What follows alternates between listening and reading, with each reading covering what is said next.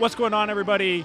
The BrainSPORT Pod is mobile. We're at the John Wooden Center on UCLA campus at the Dunk Multiple Sclerosis event. Multiple sclerosis is an autoimmune condition that attacks the brain as well as the spinal cord. There's a lot of people out there living with MS. A lot of them are athletes, performers, and just regular people. So we're here to raise awareness, raise donations, and also talk to some people suffering from MS that are living with MS and thriving with MS. And we're also going to talk to Blake, who's putting on the event. He played for the UCLA men's basketball team a while back. Now he's putting on events like these. It's going to be awesome. And most importantly, we're going to see some people throw it down. This is a dunk contest at the end of the day. So stay tuned. Most importantly, stay safe. Be well. Blake Arnett. What's up, dude? Woo, great to be here, man. Dude, what a great event. We were just talking it. about the turnout between 2019 and now, right? 2019, Palisades High School, this event, how many people turned out? About 200, 250. And then Here we have 350. 350. Yeah. Amazing. That signed up online before the event. So usually we have some walk-ins. Nice. So who knows? That's awesome. Yeah. My goal is like 300, 250. Yeah. I'll be happy with that. But man, Next year, I'm trying to get Pauly, man. 1K next year. Can we do it? I think we can do it. Let's do it. So, Blake Arnett, you're putting on the event, Yeah. Dunk Multiple Sclerosis. I love the name. You played UCLA men's basketball, right? Yes. Can you tell us a little bit about why you're putting on the event? Yeah. And so my mom got diagnosed with multiple sclerosis back in 2007 when I was a junior at Mater Dei, on the basketball team there. Unfortunately, she had a tough decline, and in 2009, only 2 years later, she unfortunately passed away suddenly. And so obviously it's tough for our family, but ever since then, I wanted to raise money for MS, right, in her honor. So we did Walk MS, Bike MS as a family, and we raised a few $100s, maybe $1,000. But I thought to myself, with my background in basketball, sports coaching, and entrepreneurship, why don't I create my own event and raise as much money as possible? Right. That was the idea for Dunk MS. Yeah. That's incredible. It happened. The first event was 2018. Yeah. It took me about a year to plan, build my network, Yeah. learn how to run an event because this is our first time doing it. Yeah. And we raised $45,000 in the first year. 2019? 2018. 2018. Incredible. So, that's awesome, dude. yeah, I want to create a fun basketball event that the entire family could come to. So that's why we have the kids clinic. We have free food. We have raffle prizes on auction. Right. And then the awesome dunks. The main show is those pro dunks. The slam dunks, Crazy. dude. I can't wait. Crazy. So from our perspective, from like the BrainSPORT program, we have a lot of, we advocate for brain health, and obviously multiple sclerosis is a brain and central nervous system disease, right? And we have a lot of athletes that have MS, a lot of people that just perform in the creative arts that have MS, and just regular people, right? Yeah. So certainly there's a lot of overlap with what we're doing and with what you're trying to do. Can you tell everyone where these donations would go to? I'm guessing it'll be MS research, right? That is correct. So we've officially this year partnered with UCLA Health and Dr. Voskuil specifically. So all proceeds from this event will go to MS research directly to Dr. Voskuil and her team to help find a cure. Incredible. And we have two doctors here from the UCLA Health program speaking. Yeah. Our host, Nikki K, is going to interview them in about 10 minutes. Carmichael, too. Yes. I told you, right? on the phone, course, on the phone that I did an episode on stem cells with Carmichael, with Dr. Carmichael. So I might have to dap him up. Is he going to be slamming it too? I told him he can if he wants to. He's a VIP here. He's fit enough. He is. That man is fit enough to do so. A triathlete or like just crazy? Yeah, he goes marathons? like, he was telling me he goes like backpacking for like days at a time in like middle of nowhere, California. I cannot do that. Yeah. What about you? Are you gonna be showing off a little bit or not? No, I wish, man. My hops died after college. Got you. Amazing. But I get the pros to come in. They are awesome. They're all about the event to help support, help work with the kids. Obviously for our cause to find a cure. So I can't do this obviously without them. Yeah. And so they are awesome partners. No, it's incredible what you're doing. Can you let everybody know where they can find a link to be able to donate or be able to support what you're doing? Yeah, definitely. dunkms.com. Yeah. And at the top of the page, we have a donate button. Again, all goes to UCL Health with Dr. Voskuil, who, fun fact, is a baller. She played basketball in high school and college. Really? Yeah. With MS? Did she have Dr. MS? Bosco does not have MS. No. Okay. But she's a baller, and it's just a perfect marriage Yeah. and partnership. Yeah, totally. You can't write this. It's Totally. I'm so fortunate, so lucky, and obviously we could do it for the MS warriors out there. Right. That's my life mission, is to find a cure for MS. Right. And on my mom. Right. So. Yeah. Doing it the best way I know I can, and obviously help with yourself and everyone here. It's a blessing. It's awesome. We want to have a fun event, and that's what we're doing. It's incredible. There's plans to put it on again next year, right? Oh yeah, we're not stopping, man. So anyone that wasn't able to come this year, certainly look out. Yes. Because it's going to happen again next year. Yes. Yeah. Subscribe to our email newsletter at dunkms.com. Yeah. We're trying to get Pauly. I'm putting it out there. We want to get Pauly Pavilion. UCLA, year. give this man Pauly, will you? We need Pauly. We need Pauly. All right, man. What about social media, anywhere that people can follow you? Yeah, at DunkMS. We keep it simple. Yeah, at DunkMS, Okay. Instagram, Facebook, TikTok now, LinkedIn as well. Yeah. So, that's where we're at. Love it. Yeah. Let's have fun, dude. Have You a got to great get out of here because you're running all over the place. I Because got you're super awesome busy. help. Yeah. I obviously got to make time for you. Yeah. Awesome No, podcast. totally appreciative of your time. Thanks for joining. We'll be talking to some other people. Yes. It's going to be a good time, and then we're going to watch some people throw it down. Oh, yeah. So even funner time. Oh, yeah. All right, buddy. Thank you so much. Yeah, appreciate it. Thanks. I'm here with Nicole Pedra. Yep, Nicole Pedra from Boston, Massachusetts, baby. Awesome. Can you do the accent? Not really. Not Pack really? the car and Harvard, yeah. That's pretty good. That's what I got for you. I grew up outside of Boston in the burbs, so. Awesome. So we were talking about it a little bit before. Can you tell everyone who you are? I know you received the diagnosis of MS as a child. Can you talk a little bit about that? Yeah, so my name's Nicole.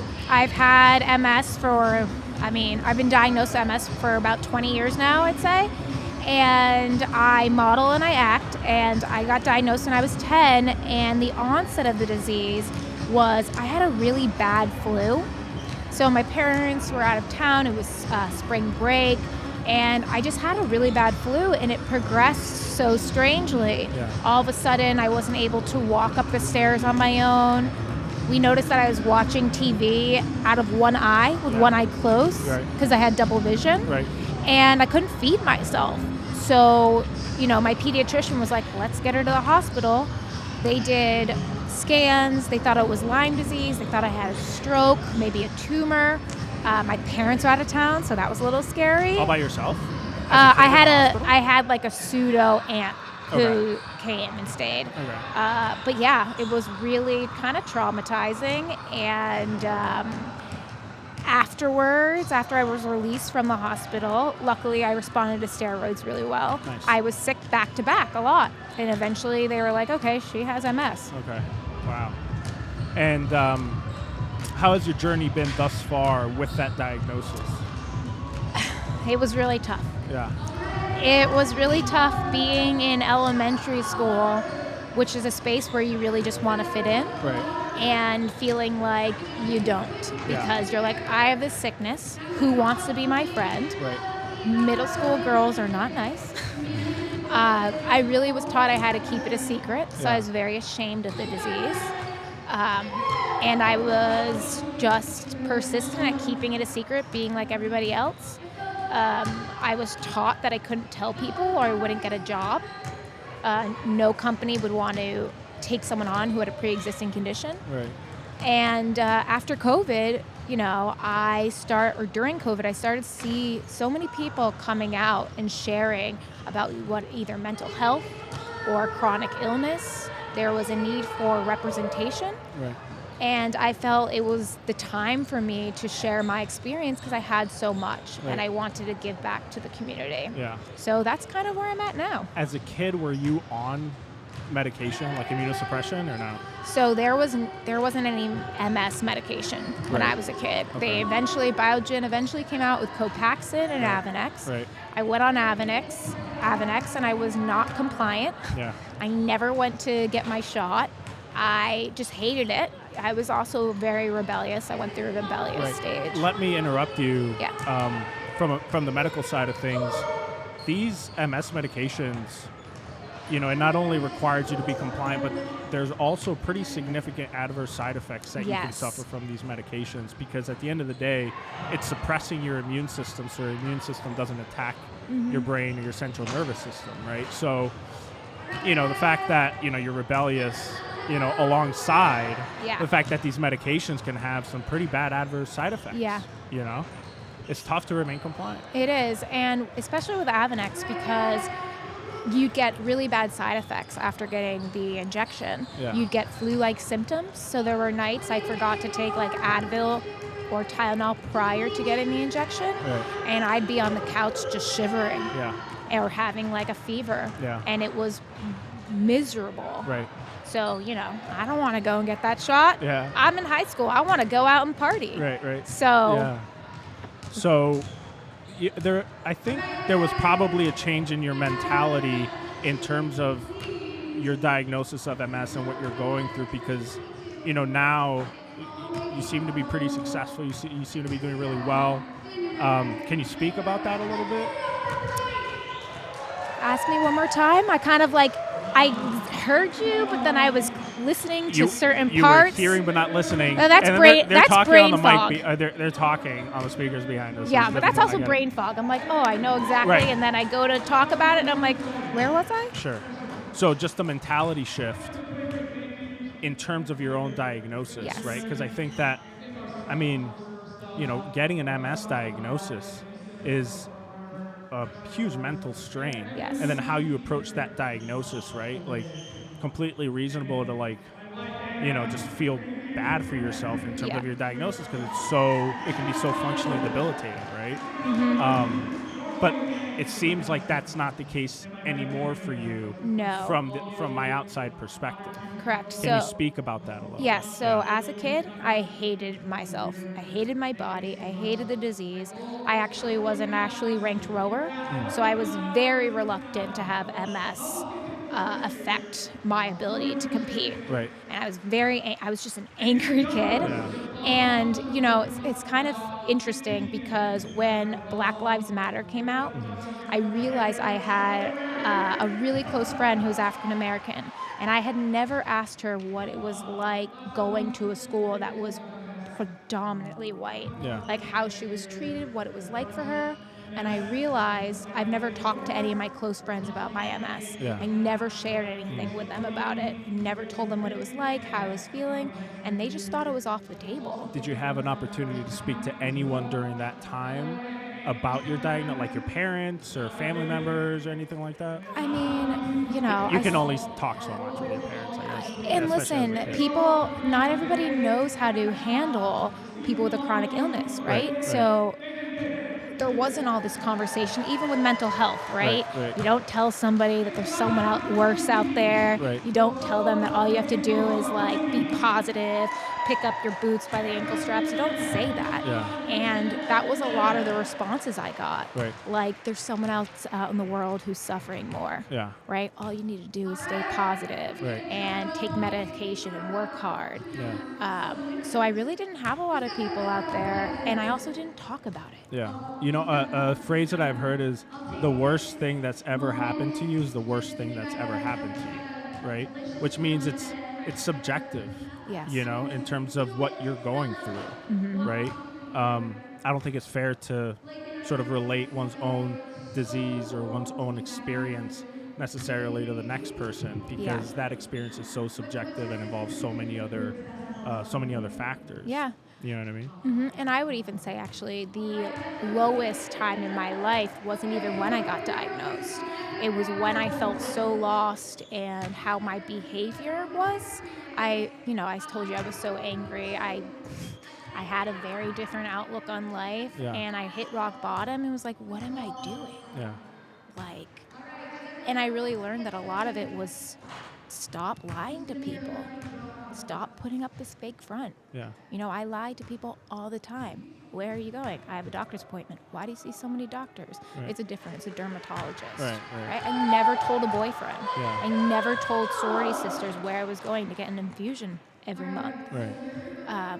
so I just, at one point I was like, I need to stop being ashamed. Yeah. Like I had issues with girlfriends, right? It was very hard for me to build a relationship with a lot of depth because I'd listen to all their problems, but I had nothing to give. I wouldn't give anything back. There was a wall.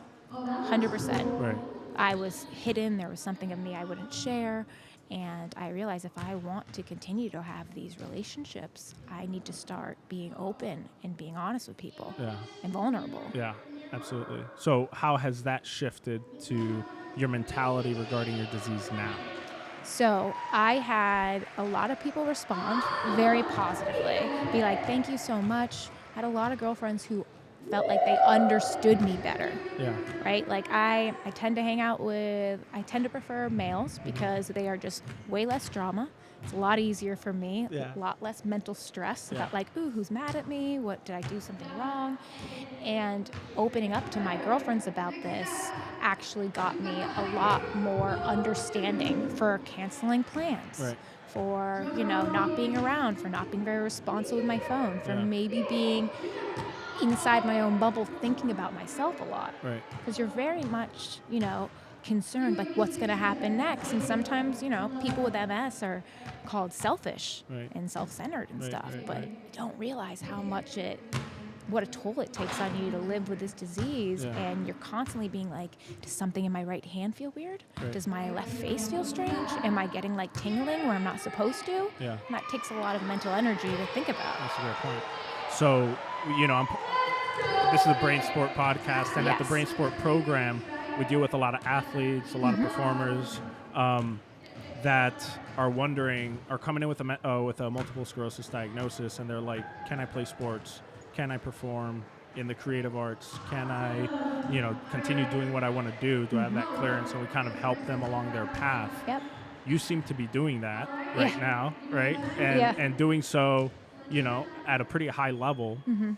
Can you talk about navigating your MS diagnosis while also participating at a high level in terms of your performance? So at least in high school, when I was doing crew, I had an issue with my right leg. So I had a lot of weakness there. So really what I did, and my anger, fortunately for me, really propelled me to work so hard. Right. There's certainly an element of resiliency that you're describing there. Exactly. Yeah. So I was like, okay, I'm going to figure out a way to deal with my leg. Right. I built up a lot of strength. I still to this day have to work very hard on my the weakness and my balance in my right leg. But I just, I tell and I encourage people to not lose hope, to keep trying, You can overcome, your dream might look a little different on how it's achieved, but it can still be achieved in one way or another, right? Amazing. You just have to learn how to overcompensate or how to do what you want to do, and regardless of what the setback is. Right,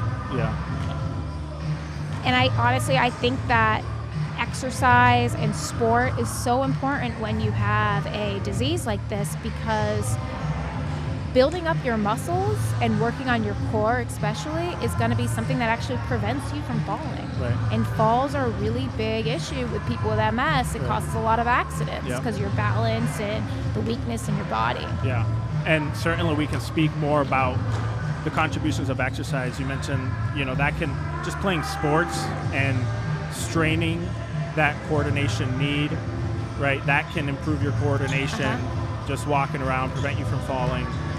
And also the exercise benefits on cognition and mood. 100%. Right? A lot of things that are affected in MS.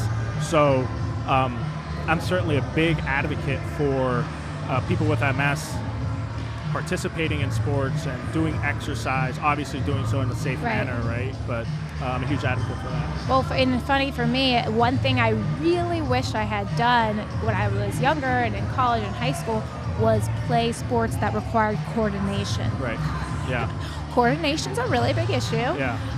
And sometimes it prevents me from wanting to get involved with like pickup games and stuff because I'm very competitive and I think I'm athletic, I would consider myself, and it's hard for me and embarrassing to like not be able to catch the ball as many times as I want to, or just not being coordinated. So you would say basketball, considering where we are right now, basketball is a pretty good sport It is? to maybe undertake. I would right? 100% think that A lot of coordination involved with basketball. A lot of coordination. I think I'm like not that bad. Yeah. I'm kind of one of those people who gets like really lucky once in a while. Yeah. And then I like do a horrible job and people are like, what Yeah. what just happened? Awesome. But yeah, definitely playing some sports that require some coordination. And honestly, I really recommend Pilates. Pilates? Pilates 100%. I've never done them. It shows you how to activate your muscles, Okay. like how to activate your core, Yeah. how to really use and strengthen your leg. One of the issues for me when I do like high interval training, sometimes I'm going with the speed and I'm not necessarily getting the benefit out of doing, let's say, a lunge, right? Because I don't like putting weight on my right leg. If I'm lunging forward with my right, I will be putting all of my weight on the left back leg. Right. And sometimes it takes you need to go a little bit slower to be mindful of that so you can engage that right leg more and put the weight there. Right. Awesome. Yeah. Amazing. Thanks for sharing your story. Of course. It's my pleasure. Anything to get more awareness out there. That's what we're trying to do. Encourage people who are involved in sports and fitness and everything. And you said you're an actor. Certainly there's actors out there, I'm sure, that have a diagnosis of MS, right? There are. I mean, Selma Blair and Christina Applegate have done such a big, it's been such an amazing thing what they've done with their advocacy and just being so honest about their disease. Actually, when I came out here and when I was acting, my biggest concern was that if agents knew, because it's not like corporate where they now have pre-existing condition protection, that no one would want to hire me because I'd be a liability. Why would someone, if I couldn't be on set the time they wanted or the day, that was going to cost them money because time is money. Yeah, that's true. That's a good point. So it made me feel like I could actually share my diagnosis after they did. Yeah, and I'd encourage a lot of people to do so and come out. I've been a big advocate for mental health, man. Yeah. I've been through my own mental health stuff, and I talk about it on one of the episodes, but huge advocate for mental health and talking about that. MS, people need to start talking about it and talking about how it's okay. And how, chronic illness and mental health go together. Yeah. Right? Yeah. Like the disease can be so isolating and isolation can lead to a lot of depression and stuff. Right. And there's just so much mental health that goes into sports. Right. Like I'm sure I have to listen to the podcast because I'm sure you cover this in great depth. Yeah. And it's totally fascinating to me because mental health was very involved in crew because you just have to drain your tank. Yeah. You have like 8 minutes to and completely... there's like the team aspect, right? It's a very interesting dynamic, that's for sure. It definitely is. Where can people follow you, follow what you're doing, and follow your story? Instagram. I am thinking about starting a YouTube sometime in the future, but Instagram is the best way. I really oscillate between modeling photos and stuff, but all my reels are based on chronic illness, autoimmune diseases. Awesome. And I really encourage people, please reach out to me, DM me. I love talking to people who have MS also or struggling with similar things that I am. Yeah. And I'm really here to be a resource. What's the handle? Oh, of course. Duh. It's at Nicole Pedra. So Okay. Nicole, last name Pedra. Sometimes I skip over that D. Awesome. Yeah. All right. Thank you so much for joining. Thanks for having me. I want you to show off your coordination and shoot this basketball. I Can will. you do that? Let's do it. I gotta take my headphones off. Yeah, you should probably take your headphones off first. Oh, this is gonna be embarrassing. It's okay. Do it.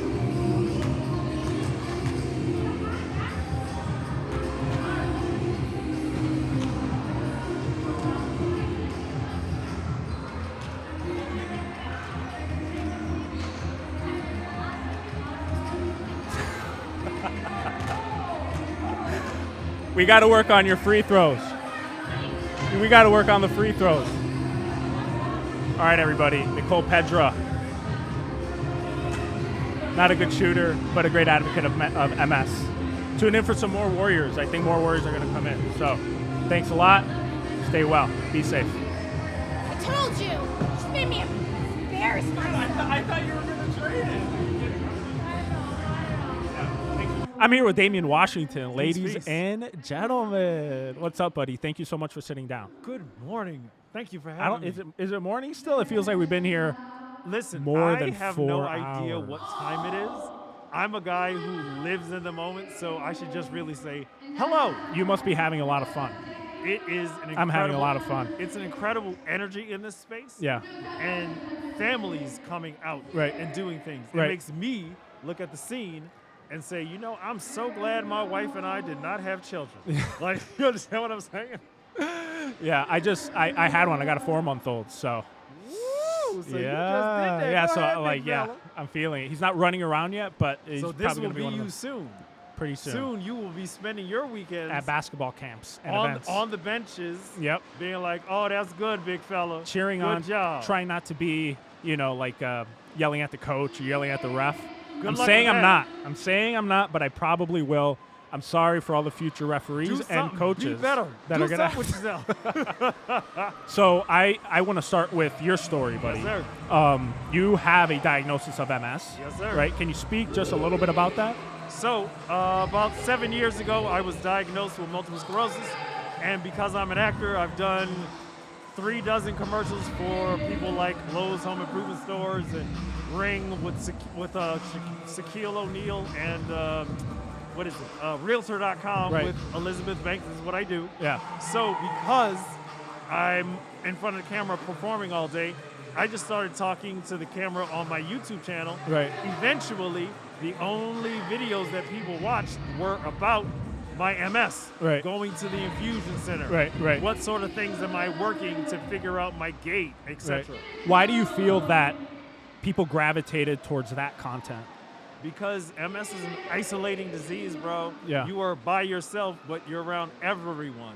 And the only people who can understand are other people with MS. Right, exactly. And Great it point. just so happens to be that I'm a dynamic character Right. that people gravitate toward. Right. And because I am such an entertainment professional, Right.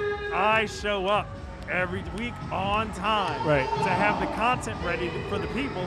And they like that. They trust that. Right. That I'm going to be there for them and watch my journey, and that helps them through theirs. That's an interesting contrast and dichotomy that you mentioned. It's like you're around a lot of people, but you're as isolated as ever after that diagnosis. Yep. Is that because people just don't understand what you're going through, can't really relate? It's bigger than that. It's one of these things where you do not feel like yourself anymore. You are isolated because the body that you've always known, the person that you've always known, gone. And this shell of a former self is here. Right. So what do? Yeah. Except for hurt and need more medicine. Yeah. So the more that you can connect with other people who also have the condition, the more you get back some of your identity. Right. And figure out your way forward with the condition instead of the condition always having its hand in front of you and stopping you. Right. So is making this content that you make, has that been therapeutic for you in being able to connect with all these people?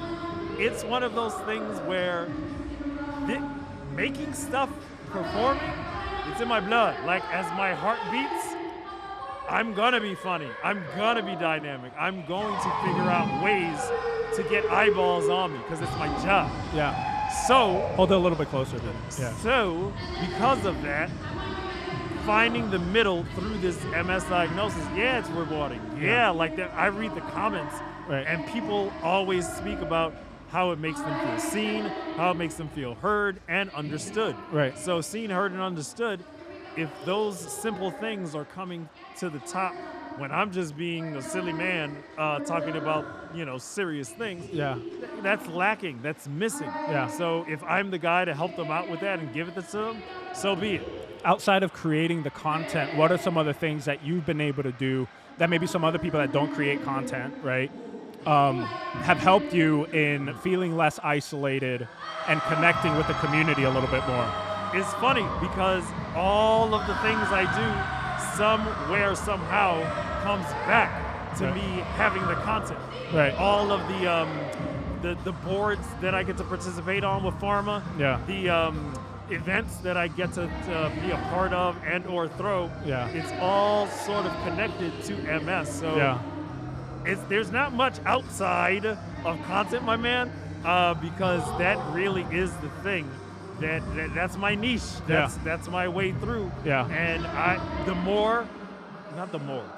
because this is what I do 24/7, I'm glad to do it. Creating content, I think, is a pretty high level function, though, dude. Of course. You know what I mean? Like, and you can apply that to a lot of things that maybe people with MS don't feel that they would be able to do. Nope. Creating content is a high level function.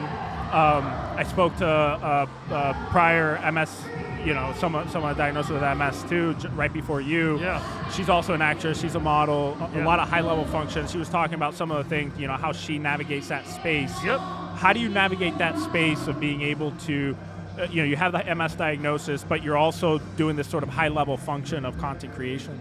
I know my gas tank, and I know I've hit the rock bottom so often that I know when I'm headed there. Right. So I know how much I can do a day. Right. I know what I need in order to show what I need to show at that given point in time. Yeah. So for instance, the Realtor.com job, I'm on the set. Elizabeth Banks is closer to me than you are right now. Okay. I have a dog in my hand. Yeah. It's hot. I know that, I really only have 13 minutes left before That's a lot of pressure, dude. Woo! It's a lot of pressure. Oh, yeah, it's a lot of pressure. Because a lot of people don't, if you did it, someone who doesn't have an MS diagnosis doesn't necessarily have that in the back of their mind. Not at all. And in a lot of ways, you can't see what's going on. Right. Especially if I'm just standing there, you can't tell that I have MS. Right. But I'm in touch with myself enough to know when we're about to be in the red. Yeah. And you don't want to be in the red because nothing is happening. Yeah. So I'm able to keep my eye on that so much and able to know how to be polite and just tag somebody before we actually get there. Yeah. And generally, it's always been okay. Yeah. Awesome. Do you have any recommendations for people suffering with MS? Woo! Any tips? The silence is me being like, oh, I have all the tips. I run a YouTube channel with 5,000 people, buddy. So maybe just direct them there, but your top tips. My top stuff: switch up how you eat. No gluten, no sugar, no dairy. Step 1. Step 2: find time for yourself. I meditate 3 times a day. If it's taking a walk, if it's taking a drive, no matter what. Right. Find some time for just you, because that's part of the MS. Yeah. You are losing touch with yourself. Yeah. And as you begin to reform that bond, your health begins to re-flourish. It begins to flourish again. And those are the 2 things that I would say very quickly. Awesome. Thanks so much for coming out, sharing your story. Do you have anywhere, where can people follow you, whether that's the YouTube channel or YouTube.com/NoStressMS, baby. Step 1. Also, I'm Damian Washington. Damian with 2 A's. Okay. If you search Damian Washington, Damian you will find Washington. me. You will find me. DamianWashington.com. Damian Washington on Instagram. No matter what it is, No Stress MS or my name will point you in my direction, and I would love to hang out with you, swap information, swap visions, and listen to your story. Incredible. And hopefully my story can help you with yours. Awesome. Are you ready to watch these people throw it down or what, man? Are they already throwing it down? It's looking like it. We got to go catch that. Come on, big fella. This is why we're here. Awesome. Thanks so much, everybody. This is the BrainSPORT Pod. Peace. We're mobile now. We're at the Dunk MS event, and we're pumped. We're about to go watch some people slam it down. I'm ready. This is why I came here. I came here for this. Let's go. So, let's go. Let's go. And I'm facing the camera. Let's Stay go. safe. Let's Be go. well. Let's go. Let's go.